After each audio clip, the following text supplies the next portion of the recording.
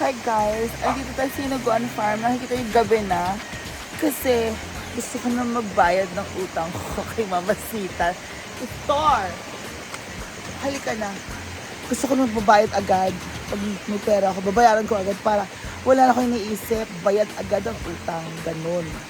Baka ubos ko pa yung pera. Mapunta pa sa iba. Ah! Let's go! Dana! Hi! Dana! So, wala na po si Mama Sita kasi nasa bahay na siya kasi it's now 2 a.m. Huh? Nag-withdraw ako sa Villa, wala dahil sa Pilipinas. Oh my gosh, eto. So, bakit nga ba? Bakit nga ba 10 to 7? Kasi, bumili pala ako ng bigas. Diba? Bumili ako ng bigas para sa mga beshies dito sa Hinaguan Farm last week or a few days ago lang. Tapos bumili din ako ng bigas para sa bahay doon. So, total na yung tanan. Pag nabayad ko na. Pakita mo sa ate doon, ang ganda-ganda niya. In red. Good evening. Pag swerte talaga in red. Sa ate doon. Hoy!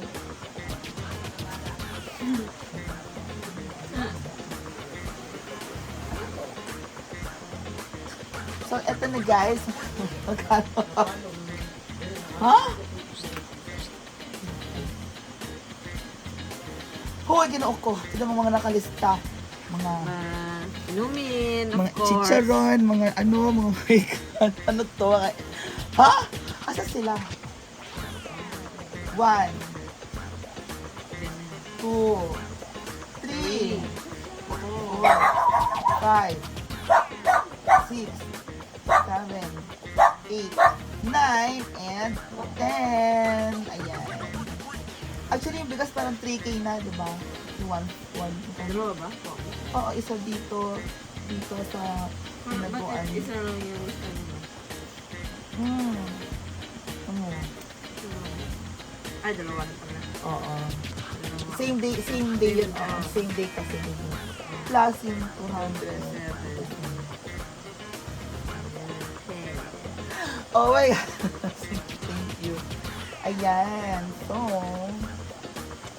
hindi naman na tayo utang, Kita guys. sense kami. Hoy! Hoy! Hindi naman tayo utang, guys. Iwas muna tayo sa mga inom. Iwas! Wala iwas sa inom. Bukas may babayaran pa ulit ako. Ganon. Treasurer, pakilista. Ayan guys, so always pay your utang because that's important. Pag nagbayad ka ng utang, pautangin ka ulit. Ganon. That strengthens your credit score or your credit worthiness. So, ganun lang po yun guys. So, of course, it's me, Kaloka again. Thank you so much. And Ate Donna, thank you. Yeah, thank you, May. Bye-bye.